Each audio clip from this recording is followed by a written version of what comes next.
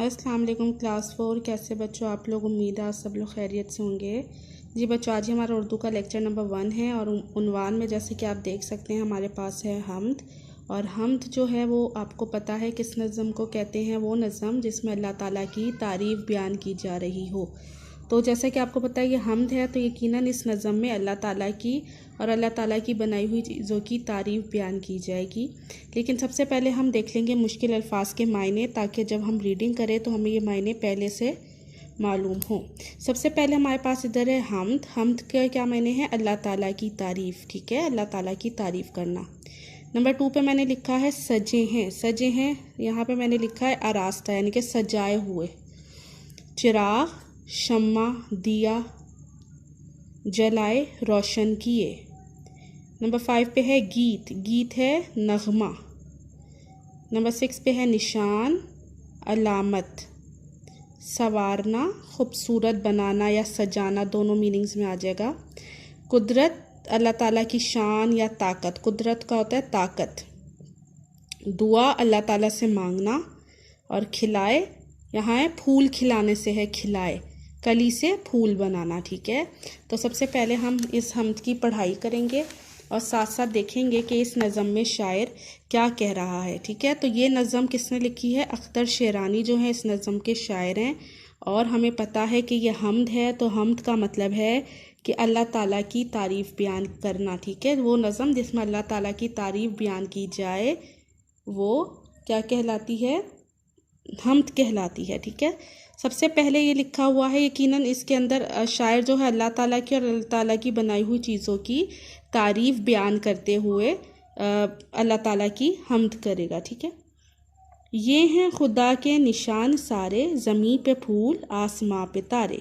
ठीक है, तो हमने निशान का क्या पढ़ा था? अलामत। ठीक है, अब वो शेर में शायर कह रहा है कि ज़मीन पे जो फूल खिले हैं और आसमान पर जो तारे चमकते हैं वो सब अल्लाह ताला की निशानियां हैं। ठीक है, अल्लाह ताला की निशानियां हैं। इससे ज़ाहिर होता है कि इन चीज़ों का कोई बनाने वाला मौजूद है। ठीक है, और अल्लाह ताला के अलावा और कोई नहीं हो सकता। इंसान बना सकता है ज़मीन, फूल, आसमान, तारे? कोई भी नहीं ना। तो ये ज़मीन पे जितनी भी चीज़, ज़मीन पे जो फूल हैं और आसमान पे जो तारे हैं, ये तमाम अल्लाह ताला की निशानियां हैं और इस बात को जाहिर करती हैं कि इसको बनाने वाला मौजूद है।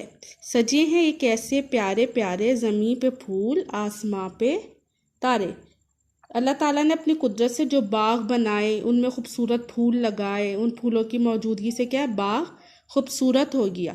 तो वो यहाँ पे यही शायर जो है फूल का जिक्र है तो वही बता रहा है कि इन फूलों की मौजूदगी में जो बाग हसीन हो गया, जो आसमान पे तारे अल्लाह ताला ने लगाए हैं जिससे आसमान की खूबसूरती में इजाफा हो गया। यानी कि वो कह रहे हैं सजे हैं कैसे प्यारे प्यारे, कि ज़मीन पे जो फूल हैं और आसमान पे जो सितारे हैं वो कितने सजे हुए, कितने खूबसूरत, कितने प्यारे लगते हैं। ये बाग ऐसे खिलाए किसने, चिराग ऐसे जलाए किसने। ठीक है, अब क्या है इस नज़म में शायर जो है वो एक तरह से सवाल पहले कर रहा है कि हमारे इर्द गिर्द जो इतने खूबसूरत बाग हैं, ठीक है, इनमें खिले हुए जो हम फूल हैं और आसमान पे चमकने वाले जो सितारे ऐसे दिखाई देते हैं जैसे कि दिए जल रहे हो। चिराग जो हैं वो मैंने क्या बताया था? शम्मा या दिए। ठीक है, आसमान पे जो चमकते हुए सितारे वो ऐसे लगते हैं जैसे चिराग चल रहे हो। ये सब चीज़ें किसने बनाई है? ठीक है, कौन है जो इन चीज़ों को बना सकता है? ठीक है, यहाँ पे शायद सवाल कर रहा है कि बाग जो इतने हमें खूबसूरत, उसमें फूल हैं, आसमान पे जो सितारे हैं, ये जो ऐसे लगते हैं जैसे दिए जल रहे हो, ये सब किसने बनाया? और साथ ही वो नीचे जो है उसका जवाब भी दे रहा है, ये सब खुदा ही ने है सवारे, ज़मीं पे फूल आसमां पे तारे। यानी कि संवारना होता है सजाना। ये सब खुदा ने ही सजाए हैं, चाहे वो ज़मीन पे फूल हो या आसमान पे तारे हों, ये सब चीज़ें अल्लाह ताला ने बनाई हैं। और अल्लाह ताला ने ज़मीन की खूबसूरती को बढ़ाने के लिए यहाँ पे बाग उगाए और आसमान पर तारे रोशन किए। खुदा की कुदरत के गीत गाओ, खुदा को अपनी दुआ सुनाओ। दुआ क्या होता है? अल्लाह ताला से मांगना। कुदरत क्या है? अल्लाह ताला की शान, ताकत। ठीक है, तो अब यहाँ पे क्या शायर कह रहा है कि हम बहैसियत मुसलमान हमें क्या कह रहा है कि अल्लाह ताला हर काम करने की ताकत रखता है। हम मुसलमान हैं और हमें इस बात पर यकीन रखते हैं कि अल्लाह ताला ही हम सबका खालिक मालिक है। हमें इस ताकत को मानना चाहिए। हमें ज़िंदगी में कोई भी मुश्किल आए तो उसके हल के लिए अल्लाह ताला से दुआ मांगनी चाहिए। यहाँ पे ये कह रहा है खुदा को अपनी दुआ सुनाओ, यानी कि खुदा की ही अज़मत के, खुदा की ही कुदरत के, खुदा की ही ताकत के गीत गाओ और अल्लाह ताला से ही अपनी दुआ मांगो। ठीक है, अल्लाह ताला से ही मांगो। खुदा की गाते हैं हम सारे, ज़मीं पे फूल आसमां पे तारे।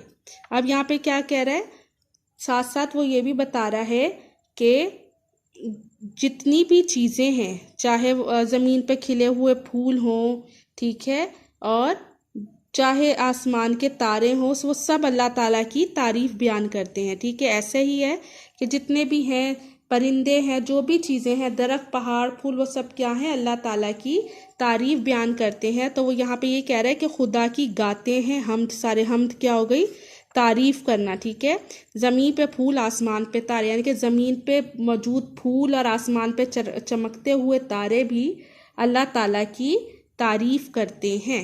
ठीक है, तो ये नज़म किसने लिखी है, अख्तर शेरानी ने लिखी है। और इस नज़म में वो अल्लाह ताला की बनाई हुई चीज़ें और ख़ास तौर पे आसमान पे चमकते सितारे और ज़मीनों पे मौजूद फूल और बागात की तारीफ़ करते हुए कह रहा है कि तमाम चीज़ें अल्लाह ताला की ही बनाई हुई हैं। अल्लाह के सिवा कोई नहीं है जो ये सब चीज़ें बना सके। तो हमें भी अल्लाह ताला की ही कुदरत के गीत गाने चाहिए, अल्लाह ताला की ही शान के हमें कसीदे पढ़ने चाहिए और उसी की हमें हम्द करनी चाहिए। ठीक है, अब 4th क्लास आपका काम क्या है, आज आपने ये जो अल्फाज मायने हैं ये आपने अपनी कॉपी पे लिखने हैं। ठीक है, और इसे याद भी करना है। सही है, चलें बच्चों, अल्लाह हाफिज़।